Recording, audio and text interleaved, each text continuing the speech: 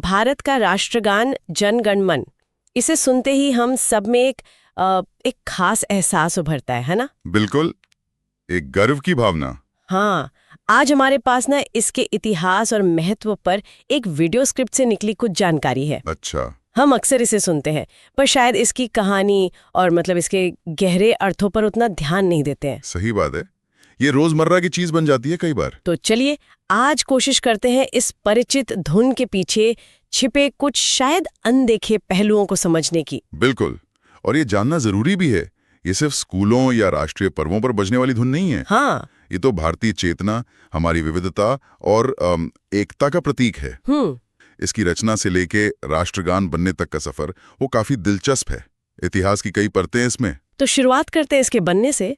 स्रोत बताता है कि इसे गुरुदेव रविंद्रनाथ ठाकुर ने लिखा था। जी हाँ, गुरुदेव रविंद्रनाथ ठाकुर ने, मूल रूप से बांग्ला में 1911 में। 1911 में। और शीर्षक था भारतो भाग्य विधाता। इसका मतलब क्या हुआ? भारतो भाग्य विधाता का अर्थ है भारत के भाग्य विधाता, मतलब dispenser of India's destiny. Bharat के भाग्य विधाता। हाँ, और इसे पहली बार गाया गया था 27 दिसंबर 1911 को।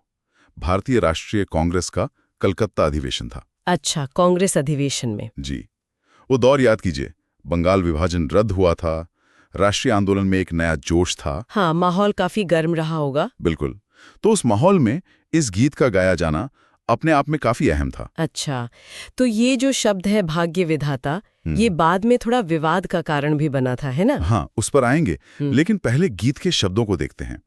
पहली पंक्ति, जनगण मन अधिनायक जय है। हाँ, इसका सीधा अर्थ क्या है? लोगों के मन पर शासन करने वाले नायक आपकी जय हो। नायक, ये नायक कौन? हाँ, यही सवाल अहम है जिस पर हम अभी बात करेंगे। गीत में आगे नाम आते हैं पंजाब, सिंध, गुजरात, मराठा, द्राविड़, उत्कल, बंग। सही। ये उस समय के भारत की एक, कह सकते हैं, कल्पना को दर्शाते हैं। हाँ, मतलब पूरी भौगोलिक विविधता। हाँ, उत्तर से दक्षिण, पश्चिम से पूरब तक फैली विविधता और उसे एक सूत्र में पिरोने की कोशिश। ये सिर्फ ज्योग्राफिक नाम नहीं थे। तो फिर क्या थे? ये भारत की सांस्कृतिक समृद्धि और एकता की पहचान थे, एक तरह से। समझ गई। और फिर इसे आधिकारिक तौर पर, मतलब ऑफिशियली, राष्ट्रगान कब और कैसे चुना गया? इसे हमारी संविधान सभा ने अपनाया 24 जनवरी 1950 को। अच्छा, गणतंत्र दिवस से ठीक 2 दिन पहले। जी हाँ। दिलचस्प बात यह है कि गीत लिखा गया आजादी से बहुत पहले, 1911 में, और बना आजाद भारत का गान। बिल्कुल। शायद इसका कारण उसका वो समावेशी संदेश था और ठाकुर का कद भी। हाँ। और इसे गाने की एक आधिकारिक अवधि भी तय की गई, लगभग 52 सेकंड। 52 सेकंड। अच्छा, अब जरा संगीत की बात करते हैं। इसकी धुन में ऐसा क्या खास है? वो बहुत गंभीर और प्रेरक लगती है सुनने में। हाँ, वो इसलिए क्योंकि स्रोत बताता है कि इसमें भारतीय शास्त्रीय संगीत के राग अलहैया बिलावल की झलक है। अलहैया बिलावल, जी, ये सुबह का राग माना जाता है। इसमें शांति, गंभीरता और थोड़ी भक्ति का भाव होता है। अच्छा, तो जब हजारों लाखों लोग एक साथ इसे गाते हैं या सुनते हैं, तो यही संगीत उन्हें भावनात्मक रूप से जोड़ता है। हाँ, वो एकता वाली भावना जगाता है। एकता और राष्ट्रीय गौरव की भावना। और जब बैंड इसे बजाता है खास मौकों पर, तो असर और गहरा हो जाता है। सही कहा। चलिए अब उस विवाद पर आते हैं जिसका जिक्र हमने पहले किया था। ये गलतफहमी कैसे फैली कि ये गीत ब्रिटिश सम्राट जॉर्ज पंचम के लिए लिखा गया था। हाँ, ये एक दिलचस्प किस्सा है। हुआ ये कि जिस दिन 1911 में कांग्रेस अधिवेशन में ये गीत पहली बार गाया गया, 27 दिसंबर को। हाँ, उसी दिन कलकत्ता में जॉर्ज पंचम का दरबार भी लगा था। ओहो, एक ही दिन। जी, तो कुछ एंग्लो इंडियन अखबारों ने शायद भ्रमवश रिपोर्ट कर दिया कि ठाकुर ने सम्राट के स्वागत में ये गीत लिखा है। अच्छा, जबकि उसी कार्यक्रम में सम्राट की प्रशंसा में एक अलग गीत गाया गया था, शायद रामबू चौधरी ने लिखा था वो। तो मतलब कंफ्यूजन हो गया। हाँ, कंफ्यूजन हो गया। तो ठाकुर ने इस पर क्या प्रतिक्रिया दी? उन्होंने कुछ कहा? उन्होंने इसका पुरजोर खंडन किया। बाद में पत्रों में साफ साफ लिखा कि भारतो भाग्यो विधाता। भारत का भाग्य विधाता। हाँ, वो कोई सांसारिक राजा, मतलब जॉर्ज पंचम जैसा कोई राजा नहीं हो सकता। तो फिर कौन? बल्कि वो सर्वशक्तिमान ईश्वर है, या फिर भारत की जनता है जो युग युग से भारत के रथ को चला रही है। अच्छा, तो ये गीत देश के लिए था, किसी व्यक्ति विशेष या राजा के लिए नहीं। ये तो बहुत स्पष्ट है।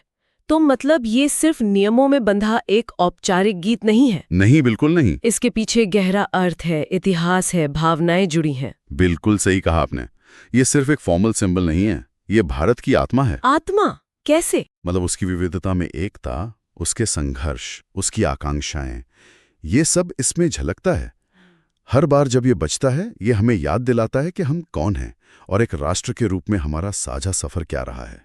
तो संक्षेप में कहें तो जन गण मन सिर्फ 52 सेकंड की धुन नहीं है, नहीं, बल्कि रविंद्रनाथ टैगोर की कलम से निकला, इतिहास की कसौटी पर खरा उतरा और करोड़ों भारतीयों के दिलों में बसा एक विचार है। हाँ, भारत के भाग्य का विचार। हम्म। और यहीं पर एक विचारणीय प्रश्न उठता है। क्या?